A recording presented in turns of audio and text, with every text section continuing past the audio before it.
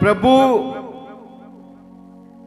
यीशु मसीह ने जो हमारे साथ वायदा किया है, हम उस वायदे को इस धरती पर पूरा कर रहे हैं। वादा क्या किया है प्रभु ने, क्या आप वचन में से देखना चाहते हैं? एक ही आयत हम देखेंगे, ज्यादा नहीं, क्योंकि जब भी हम प्रभु भोज में आते हैं, मत्ती 26 उसका 26। जब वे खा रहे थे हाँ, तो यीशु ने रोटी ली। जब यीशु मसीह अपने शिष्यों के साथ थे, जो उनके डिसाइपल थे, जो रूटीन में उनके कामों को देखते थे, उनके साथ रहते थे, चलते थे और प्रभु की आज्ञाओं का पालन करते थे, उन लोगों के लिए प्रभु ने विशेष वहां संदेश दिया है। जब वो एक समय इकट्ठे थे और खा रहे थे, तो यीशु ने रोटी ली। यीशु मसीह ने रोटी ली। बोलो क्या लिया? रोटी ही दी गई है वहां, और बोला गया ये मेरा बदन है। रोटी दी गई और बोला क्या गया? ये मेरा बदन है। सब बोलिए, क्या बोला है?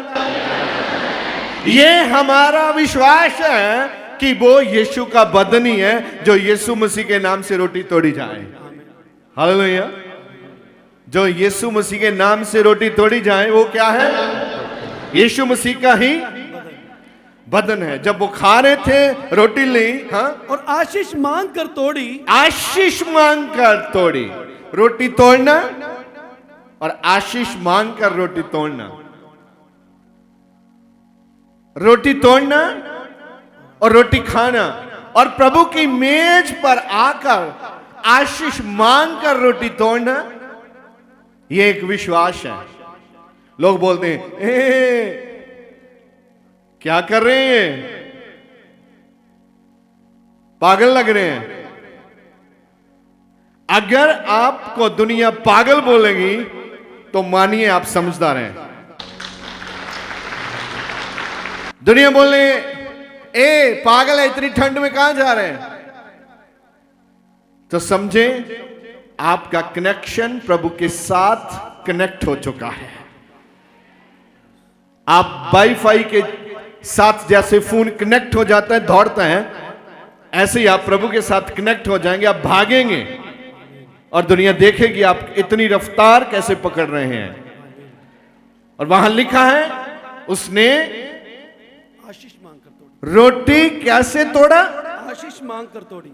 आशीष मांग कर तोड़ा। तो फिर क्या बोला? और चेलों को देकर कहा। चेलों को दिया और कहा, लो खाओ, ये लोग खाएं, ये मेरी देह है। ये मेरा क्या है? बदन। बदन है, देह है, ये मेरा जिस्म है मेरा। और चले ये तो रोटी है। यीशु ने बोला नहीं नहीं, ये मेरा बदन है। ये बाद में समझ में आया उनको कि यीशु क्या बोल रहे हैं। और बाइबल में लिखा है उसने आशीष देखकर रोटी को तोड़ा और चेलों को दिया और बोला क्या? अब आप बोले ये मेरा बदन है। आज भी हमने मेज पर रोटी रखी है और तोड़ेंगे, आशीष मांगेंगे और आपको बोलेंगे ये यीशु मसीह का क्या है? बदन है। और आप खाएंगे उसके बदन को। किसने बोला उसका बदन खाओ? प्रभु ने खुद बोला। बाइबल कहती है वो यरूशलेम को आ रहा था और चेलों को बोला, चेलों को समझाया नहीं। आत्मिक बातें समझने के लिए आपको परमेश्वर के वचन का ज्ञान और उसका प्रकाश होना बहुत जरूरी है। आप भले ही पूरी जिंदगी यहां आकर बैठे, हम जो बोल रहा है, हम किस मायने से बोल रहा है, आप किस मायने से सोच रहा है, दोनों में अंतर रहेगा।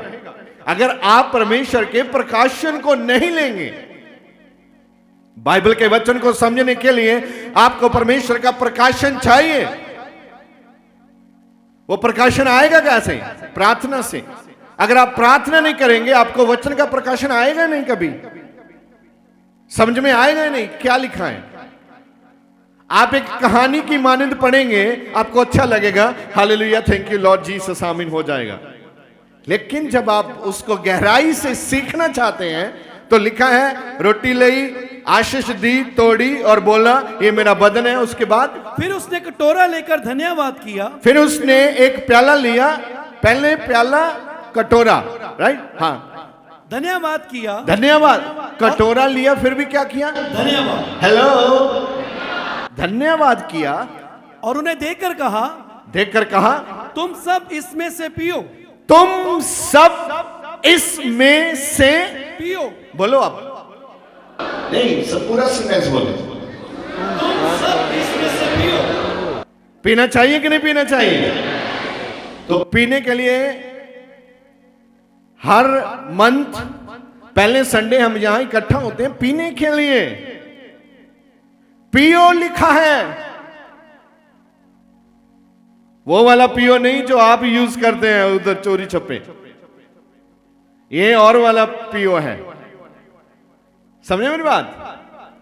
ये जो पियो है ये आपको प्रभु के राज्य में जाने के लिए सहायता करता है, मददगार होता है आपका।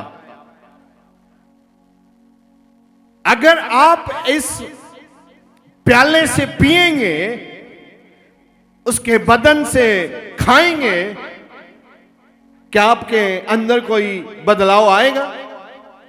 100% आएगा।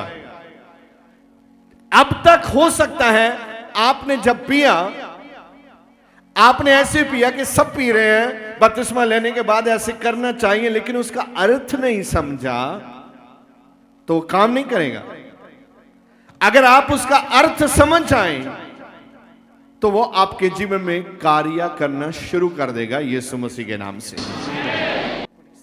फिर उसने कटोरा लेकर धन्यवाद किया और उन्हें देकर कहा, हाँ, तुम सब इसमें से पियो, तुम सब। हेलो, कितने? जो नहीं पीता, अभी जिंदगी नहीं बदला, उनके लिए भी आज संदेशा है भाई। टाइम पास मत करो प्रभु के साथ। वो चाहता है आप सब पियो। क्यों पीना है? अभी आएगा इसमें। हाँ, क्योंकि ये वाचा का मेरा वह लहू है। ये क्या है?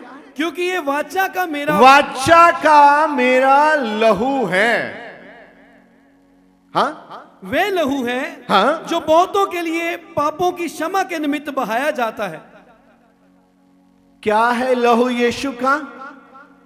पापों के लिए बहाया गया है लहू है वो उसका।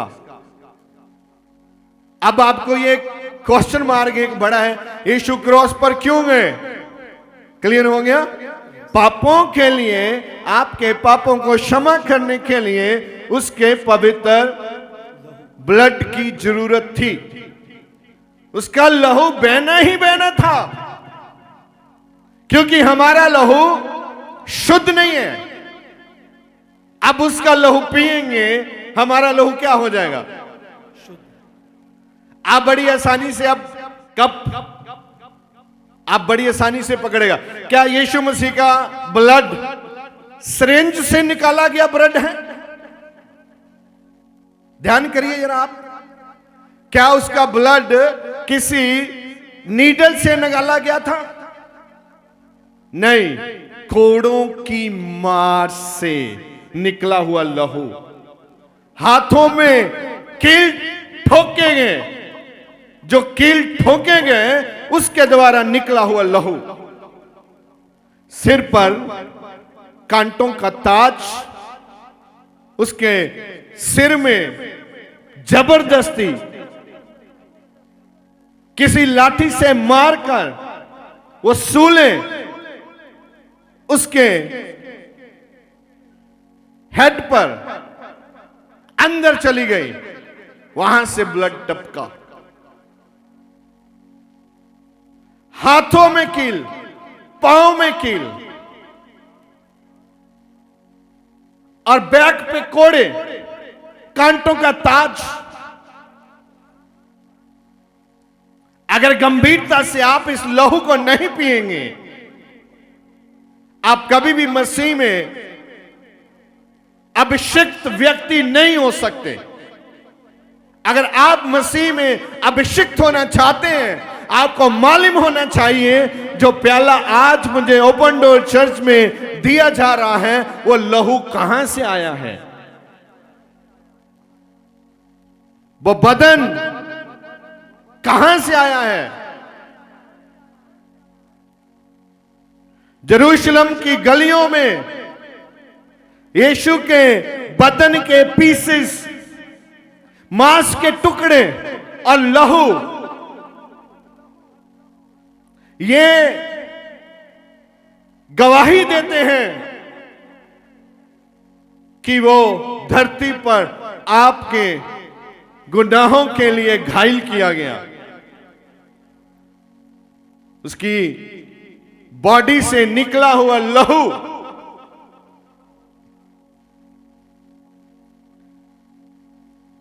फिलोसफर बताते हैं कि यरूशलेम की गलियां जहां से यीशु को लेके कलवरी पहाड़ पर जा रहे थे वो लाल हो चुकी थी, पूरा खून धरती पे बह चुका था उसका। वो लहू आज पीने रहे हैं हमें मिल रहा है बड़ी आसानी से।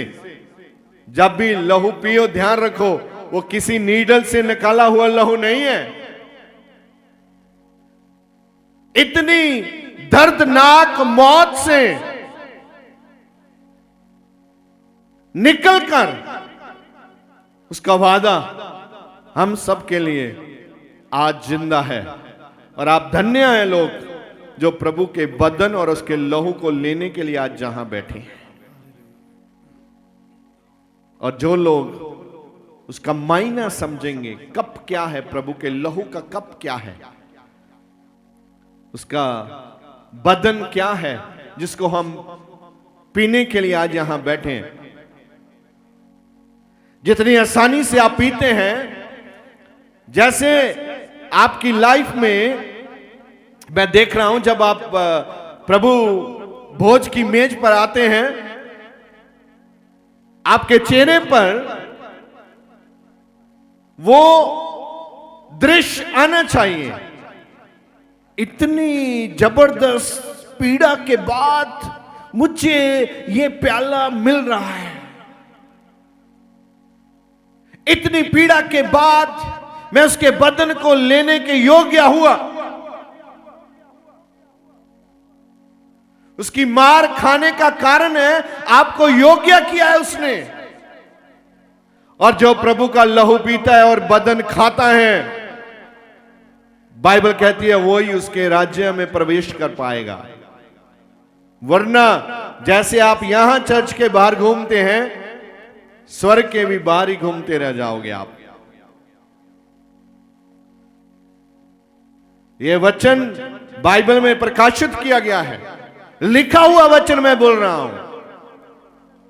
इसलिए मैं आपसे निवेदन करता हूं प्रभु के दास होने के नाते कि जब भी आप आशायरवाणी के लिए आए, ये पिक्चर माइंड में रखें, कितनी दर्दनाक अवस्था से गुजरकर प्रभु ने हमको चुना है कि हम उसका बदन लें और उसका ऑनर करें। उसका ऑनर होना चाहिए। और ये आपको रोगों और बीमारियों से भी शुद्ध करता है। क्या आप जानते हैं जितने चुने गए हैं सबका चुनने का एक ही अर्थ है कि सब लोग यीशु मसीह की मौत का प्रचारण करें। आपको लगता है ये सामने जो स्टेज पे बैठे हैं ये इनका ही काम है? नहीं, आपका भी काम है। ये जिम्मेदारी सबके ऊपर है। जिसके अंदर उसका लहू जाएगा, जिस दिन अभी आप कप पीता है लहू का, वो मानिए प्योर लहू आपके अंदर नहीं जा रहा, क्योंकि आपने उसका प्योर लहू अभी समझा नहीं है। आपका चरित्र शुद्ध हो जाएगा, आप धर्मी बन जाएंगे। और आप धार्मिकता के काम करेंगे, आपकी रुचि रहेगी धार्मिकता के कामों में। अगर आपकी रुचि धार्मिकता के कामों में नहीं है तो मानिए अभी तक आपने प्याला पिया ही नहीं है, पिया भी तो भी नहीं पिया।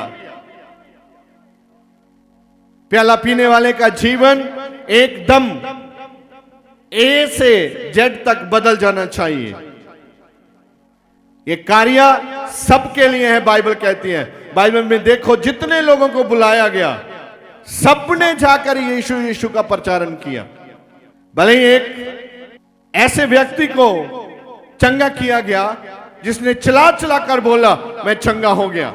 लोगों ने बोला ये वही व्यक्ति नहीं है। कुछ लोगों ने बोला नहीं नहीं उसके जैसा है।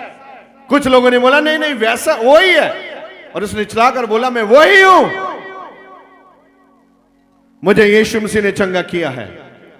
अगर आप चंगे हुए हैं तो आपके अंदर यीशु का लहू है, वो खामोश बैठेगा नहीं।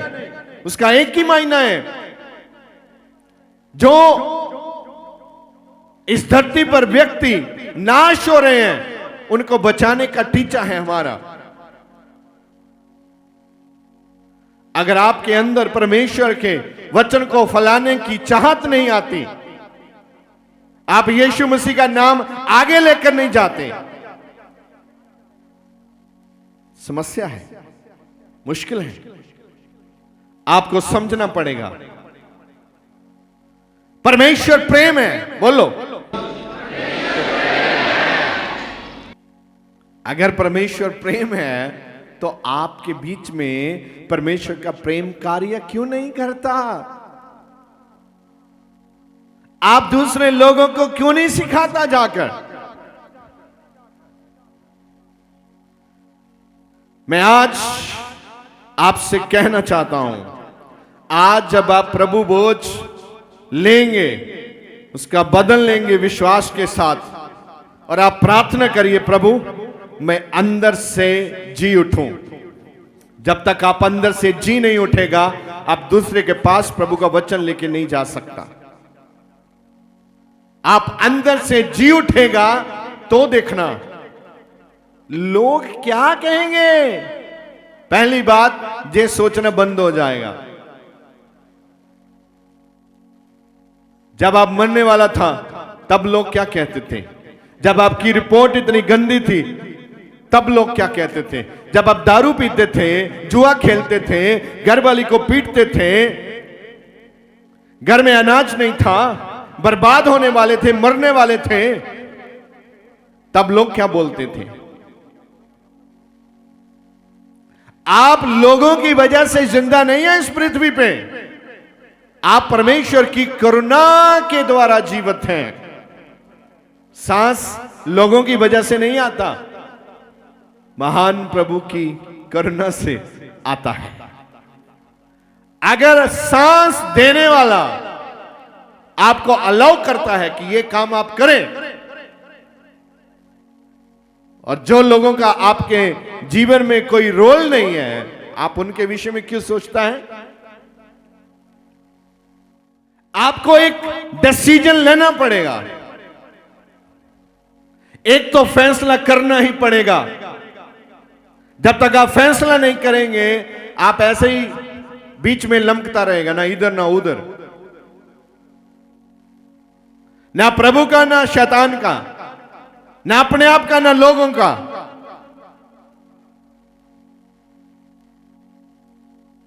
आपको समझना है प्रभु बोझ कितना पावरफुल वचन है जो बाइबल में दिया गया है। वो मेज कितना पावरफुल है, उसकी मेज की ताकत आप देखेंगे। कितनी बार पहले यहूदियों ने, फरीसियों ने यीशु को पकड़ना चाहा लेकिन वो पकड़ नहीं सके। यीशु ने बोला था अभी मेरा समय नहीं आया, अभी नहीं, अभी नहीं, अभी नहीं। जब समय आया वो यरूशलेम में एंट्री की, इतनी धमाकेदार एंट्री थी, इतना शोर था उस दिन, और फरीसियों ने यीशु को कहा अपने चेलों को बोलो आवाज धीमी करो, शोर पाना बंद करो। और यीशु ने उत्तर दिया, अगर मेरे चेले चिल्लाना बंद कर गए तो पत्थर चिल्लाना शुरू कर देंगे। आप क्या समझता है? उस दिन यीशु ने बताया कि मैं यरूशलेम में आया हूं इसलिए कि मुझे मार दिया जाए, गाड़ दिया जाए, और मैं तीसरे दिन मुर्दों में से जीवित हो जाऊंगा। प्लान, खुदा का योजना, बोलिए खुदा का योजना, बोलिए खुदा का योजना। अगर आपको प्रभु ने जिंदा रखा है तो उसका योजना है। अगर आप प्रभु का प्रचारण करेंगे, उसका योजना है, प्रभु आपको सफलतापूर्वक आगे लेके जाएंगे। दूसरे लोगों से मोहब्बत करना, बताना कि यीशु मसीह के बीच में कितनी पावर है। परमेश्वर ਦੇ ਵੱਡੇ ਕੰਮਾਂ ਨੂੰ ਆਪਣੇ ਜੀਵਨ ਦੇ ਵਿੱਚ ਵੇਖਣ ਲਈ ਹੁਣੇ ਸਬਸਕ੍ਰਾਈਬ ਕਰੋ ਸਾਡਾ YouTube ਚੈਨਲ ਪਾਸਟਰ ਦਿਓਲ ਖੋਜੇਵਾਲਾ ਤੇ ਸਾਡਾ Facebook ਪੇਜ ਪਾਸਟਰ ਦਿਓਲ ਖੋਜੇਵਾਲਾ।